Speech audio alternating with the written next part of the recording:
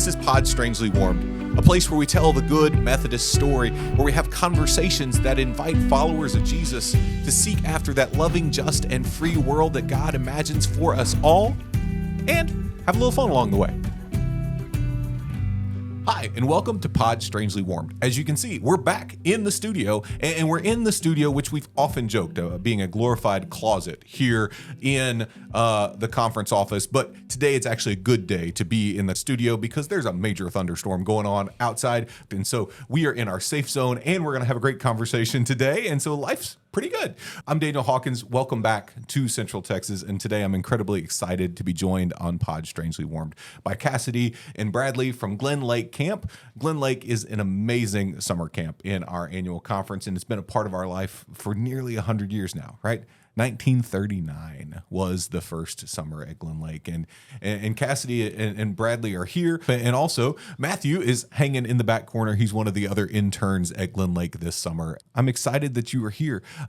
Cassidy, tell me a little bit about what your role is at camp and how long you've been at camp.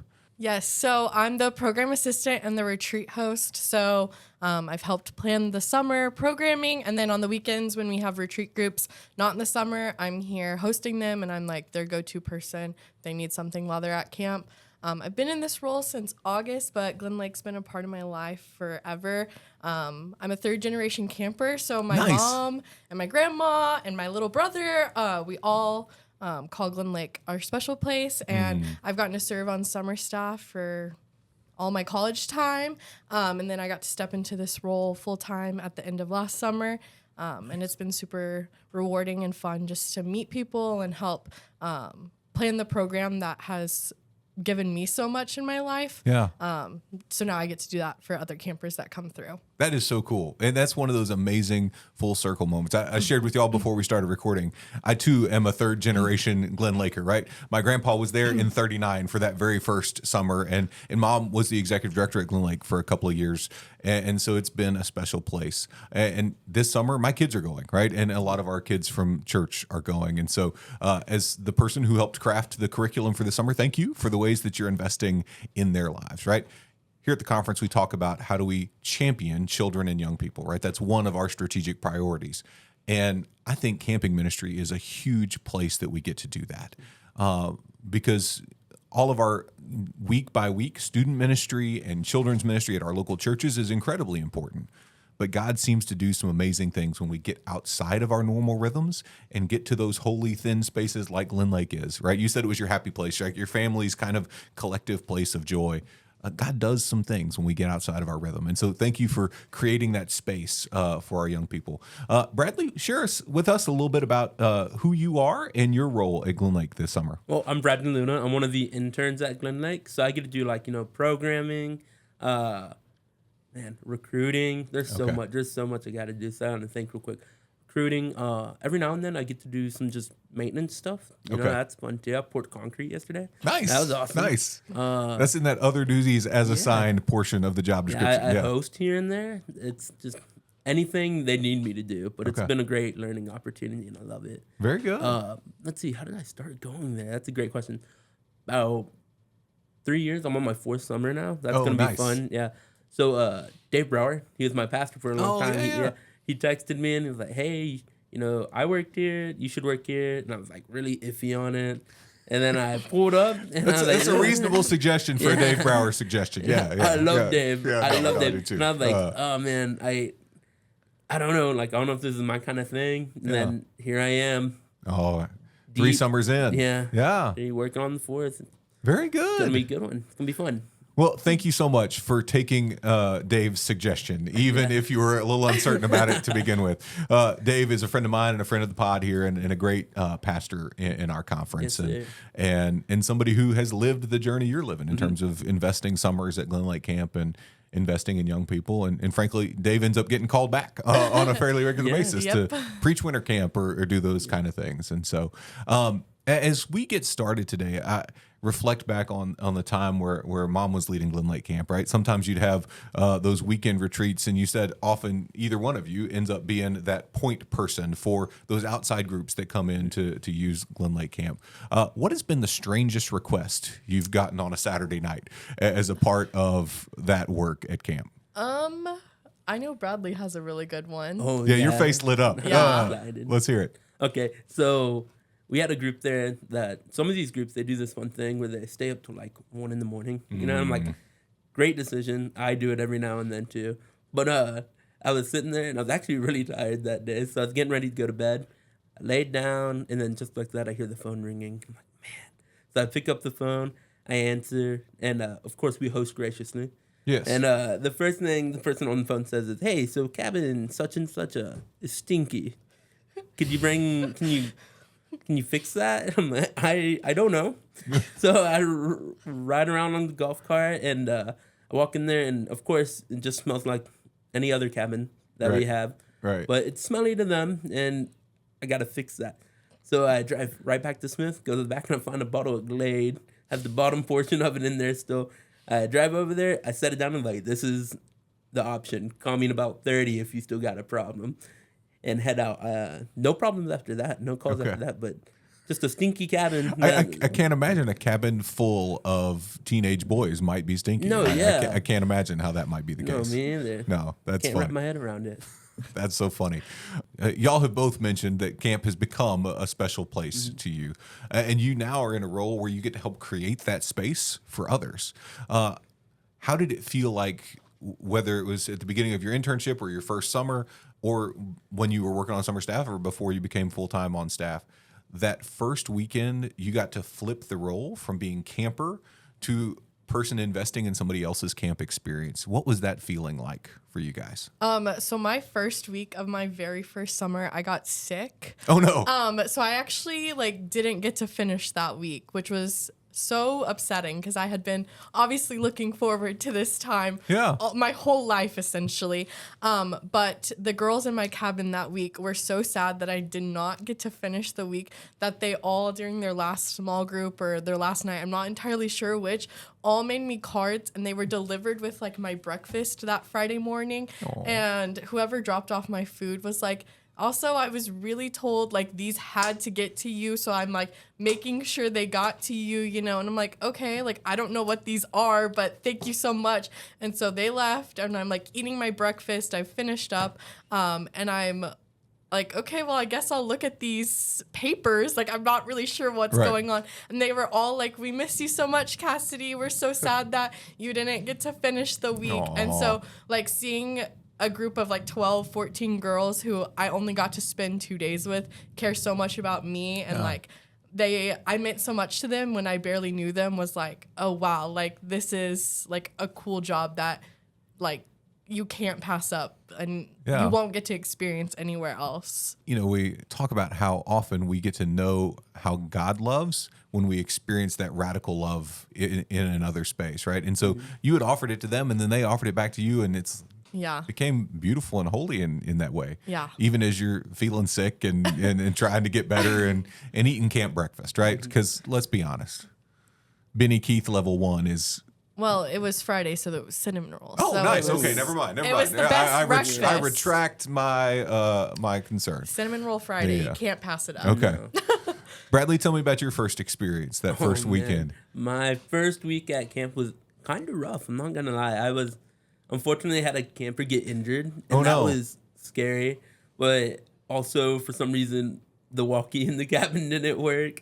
So, everything was just going a little haywire for me. But it ended strong, I realized after that first thing, I was wow, this is only the first week, and I have, 8 good stories. You know what I mean? I got 8 good stories, so this is going to be great. So, yeah, my first week, let's see, it was kind of scary. It was rough. And then second week got better. Third week, and the rest of the summer, that's really my first summer, of course, is the one that told me, hey, you like this. You enjoy this. This is fun for you. You sometimes settle into a rhythm that way, right? Of fine, okay, I can do this. One of the things that we have experienced often at Glen Lake Camp is that it's one of those places that the spiritual teachers call a thin space, right? Where the veil between God and humanity gets really thin. Yes, sir. Can y'all tell me about one of those holy moments, whether it was one that was deeply meaningful for you, or you could just, as you sat back and watched the gathered community, right, of kids or students or even retreat folks coming in, you could tell just there was a closeness to where God was in that moment? So I'll go first. Sorry, Bradley. No, go ahead. I grew up in the church. Like, I was the super involved youth kid, like did all the things.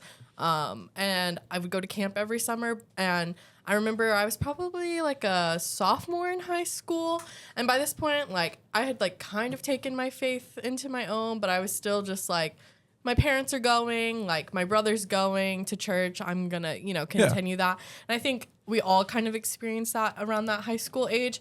But high school week that summer was like the first time like I really felt like those like Jesus tingles that everyone talks about. Yeah. And like that was the moment in worship like that I was like, oh, like this is what it means to like follow Christ and like be a believer and do the things that we all like, take communion and really like pray and know like what the Bible, like living out the Bible. And so I think that's something that has kind of stuck with me, because around that time I was struggling like with a lot of like just personal things. Yeah. And so going to camp every summer was like my escape. And that summer, like the escape turned into like a light switch almost. Like I had that light bulb moment of like, oh, like this is it. Like this is what it means to be a Christian and like live it out.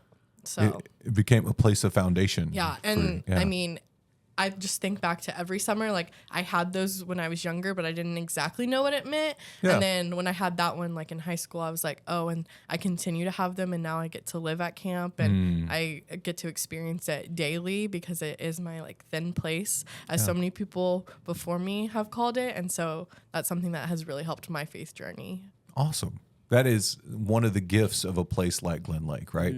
Because we have, it's one of the few spaces, sometimes in our local church, but not always, because, we go off to college or we begin working after high school, and sometimes you move in the midst of that, but it's one of those constants, right? Where you can have that opportunity to return again and again and have that generational conversation too, right? Yeah. So Bradley, how about you? Have you had any of those thin space moments or watched others experience those that just left you in awe? Oh man, I think the summer of 2022, high school week. Again, high school week is just such a powerful week. You get to watch all these young adults like realize, oh man, I'm a Christian. You know what I mean? I believe this. And I think Dave Brower, once again, shout out Dave Brower. Right. He was up there, he's preaching, and he just said something, I think it was on a Thursday night, that just made everybody, just took their breath away. So everyone started hugging and all that stuff, and just so sentimental, because like, wow, I watched these kids grow this whole week into better versions of themselves. They grew, they took mine, stuff I said, which I still can't believe that people take stuff I said and like use it throughout their lives. Preach, understand. I say some stuff that I'm like, like, maybe don't do that. But yeah, that week was just meant so much to me, and then just to end it on that spiritual high and ride that for a minute there was awesome. That is so cool. Yeah. Well, and it's a real gift to be able to watch young people come to claim their faith, right? Because we reflect back on our own experience of growing in faith, right? There's a season where you go to church because it's the thing your family does, right? Or the thing your friends have invited you to do, right? It's the, but then there comes that moment. Sometimes it's in confirmation, although I think we often do confirmation probably a little young, right? A lot of our churches do it in like 6th grade. I know we either do it in 6th or 7th grade, kind of depending on the year. And there's a level of, we get some things at that age, but by the time we get to freshman and sophomore year of high school and you're moving into young adulthood, right, there's an opportunity to understand it a different way, right? You go from knowing to knowing, right? There's that kind of flip. And camp is a space for that to happen, right? Because kids are outside of their standard rhythms, right? They're outside of their kind of default way of being. Because our life's normal rhythm is full of distractions, it's full of phones, it's full of friends, it's full of all kinds of things, right? That can kind of not pull us away from God necessarily, but just be the squirrel that distracts us, right? That runs in front of us, Yes, squirrel, right? Rather than kind of have those moments of focus. When you think about the experience of Glen Lake Camp now, right? As you're thinking about, you're planning this summer, right? You're writing curriculum. You're trying to kind of get a structure together for those weeks, right?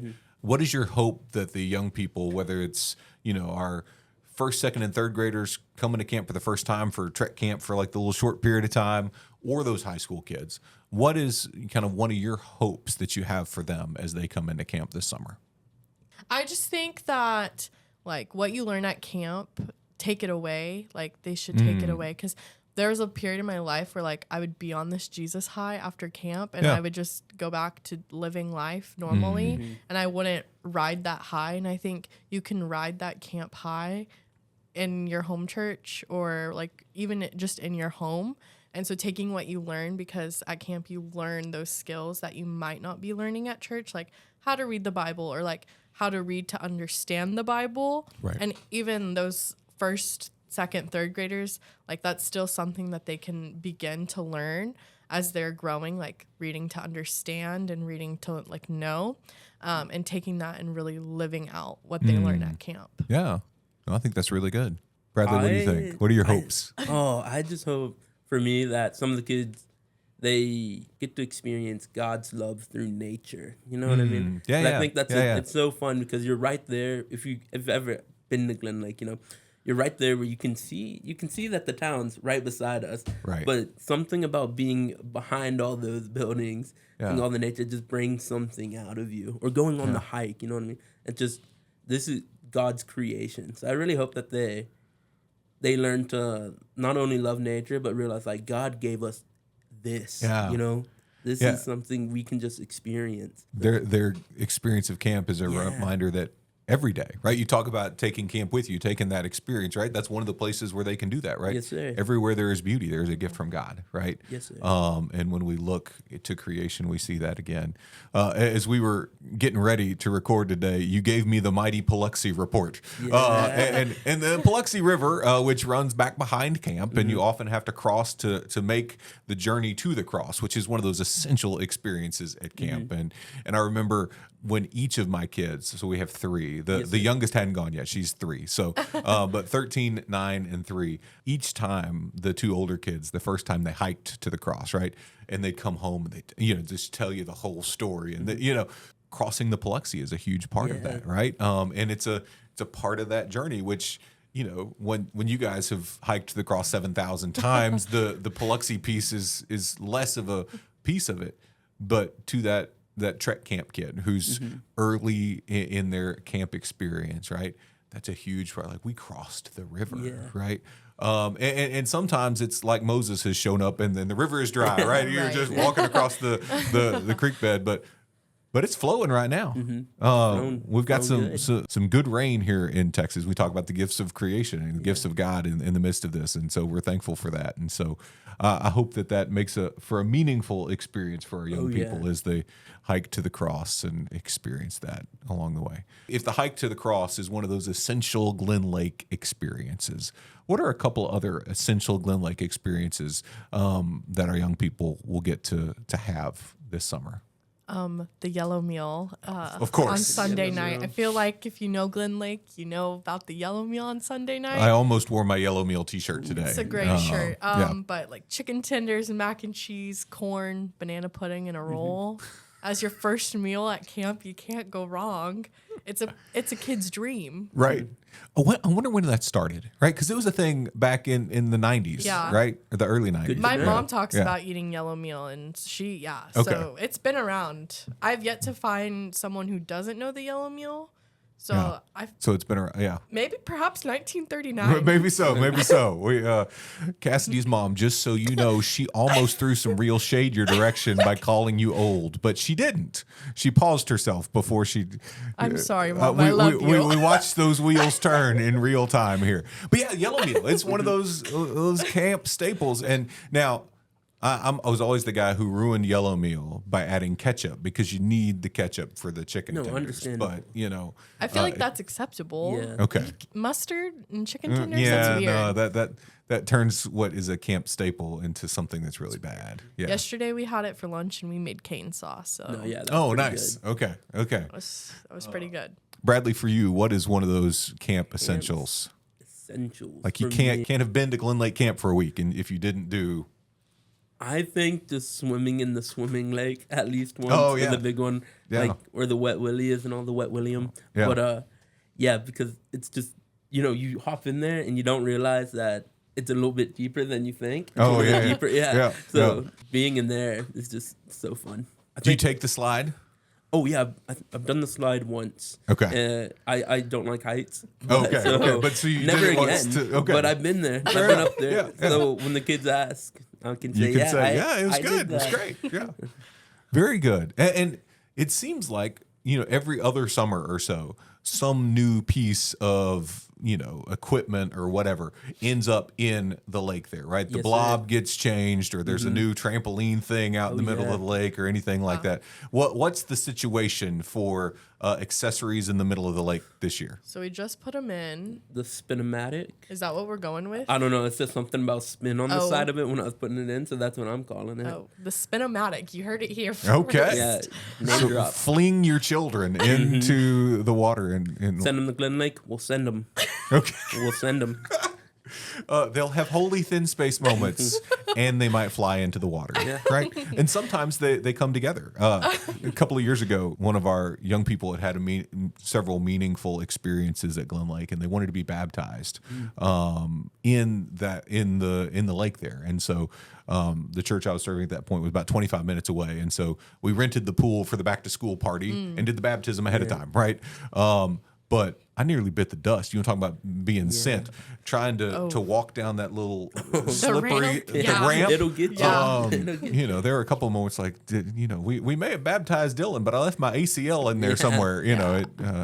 But I've fallen a couple times. yeah, It's rough. It's rough. It's rough. So the Spinomatic is the new addition. Okay, Spinomatic. nice. There is something about swimming in that lake that is a quintessential Glen Lake Camp experience. Although I need to tell you that there was an era in the mid 80s to early 90s That was the pool. where Oh. where that was off limits for swimming activity. So it was back in 39, it was the pool, right?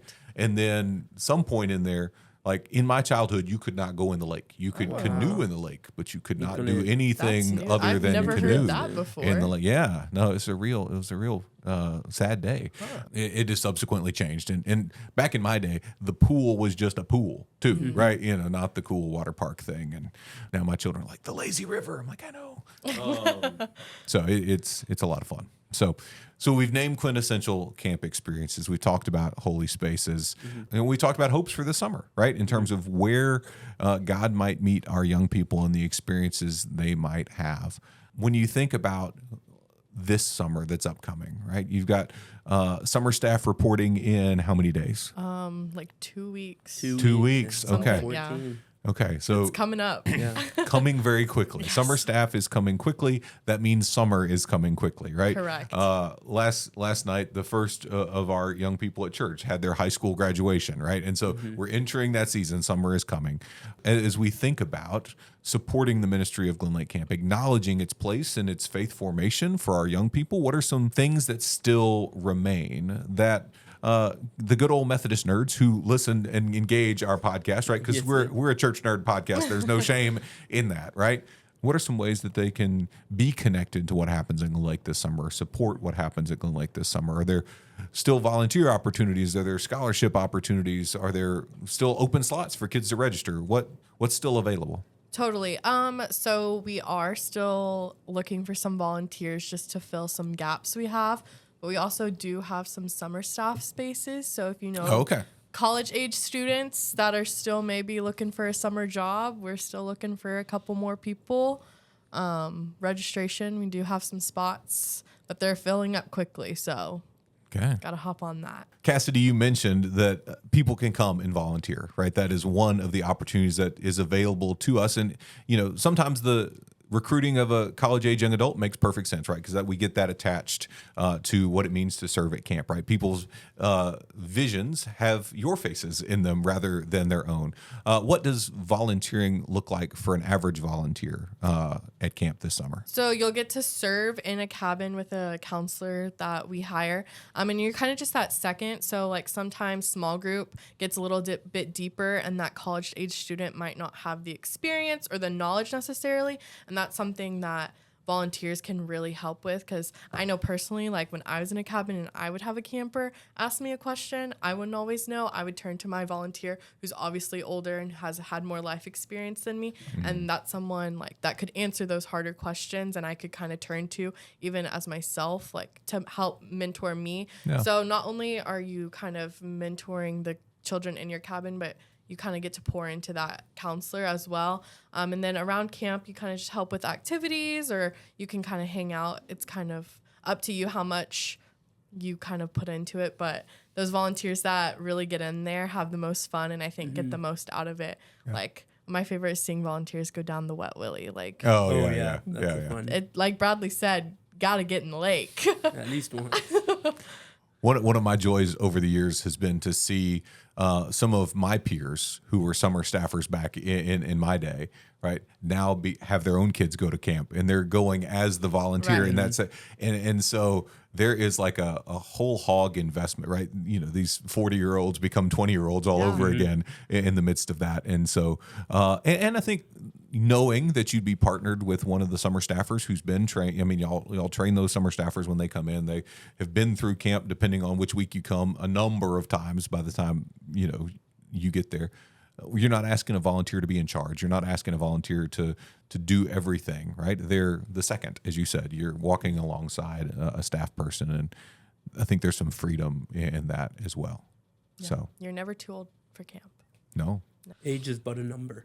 But a number, yes. Although there's probably an upper bound on who we're going to let go down the zip line. No. Send it. Okay. No. All right. If you want to go down, we'll send you. Yeah, we'll do it. It's going to be great. Yeah, it's going to be exciting. The Martin Church did a fantastic thing that I think a lot of churches could do. We've got a growing kids and student ministry, right? After COVID, we kind of had to rebuild from scratch, but we've got a growing kids and student ministry, and the church acknowledges the power and the place of sending our kids to camp in their own faith formation. And so all through April, we had a specific fundraiser to send as many kids to camp as possible. And the initial goal was so we've got 23 kids going to camp this summer. The initial goal was to, this camp has some scholarship funds, and the basic program there is the family pays a third, the church pays a third, and then if they qualify for the scholarship from camp, that covers a third of the cost of camp, right? And so that was our basic plan to begin with, right? Let's cover a third of every kid's cost. In a month, they raised enough money to send every one of those kids to camp on a full ride. That's amazing.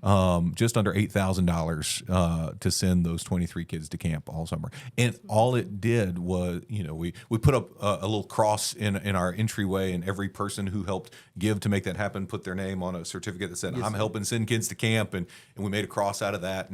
And it was just really impactful, right? And because so many kids, we talk about, Glen Lake is substantially cheaper than a lot of camp options, but it's still plenty of money, right? And we talk about families and especially when you got multiple kids, and how do we do that? Well, and we have many graying congregations. Can we say that? How do we support them, right?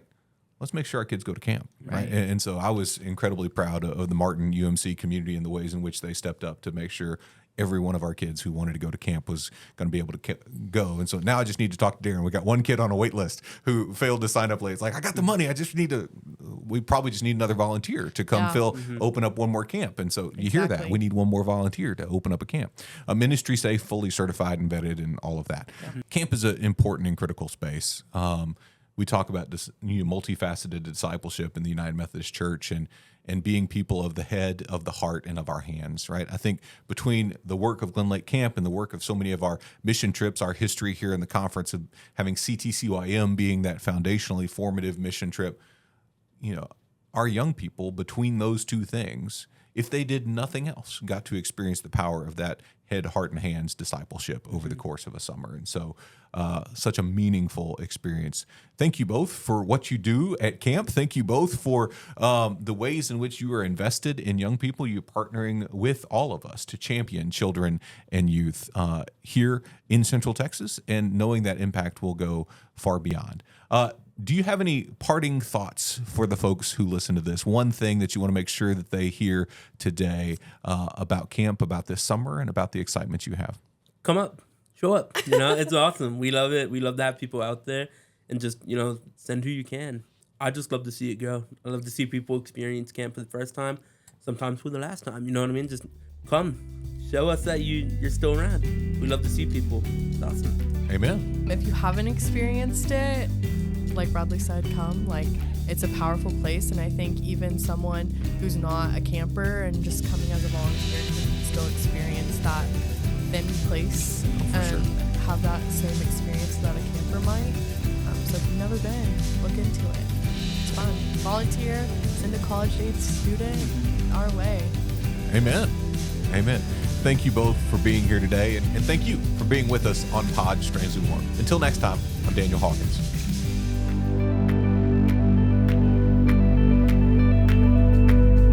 This has been Pod Strangely Warm. If you enjoyed our conversation today, know that you can find us anywhere you find podcasts. On Spotify, Apple Podcast, YouTube, any and all the places, we are there. So if you want to continue the good United Methodist conversation that you've been a part of today, find us, like us, rate us, review us, and share with a friend, so that the good news that is happening right here in our own midst can amplify even